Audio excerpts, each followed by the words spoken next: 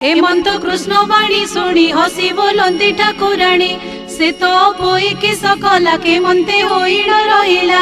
कहती देवकी नंदन शुण गो तहिर विधान एमंते केते दिन गला साधव मने विचारिला एबे करिबा सुविचार तो पोई कि विवाह कर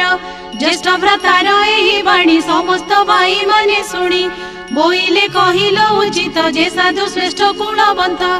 ऐश्वर्य थिव रही विवाह करिबा तो पोई कहती साधव नंदन एमंते गला केते दिन बिरंची बोलिण साधव ताहार धन असंभव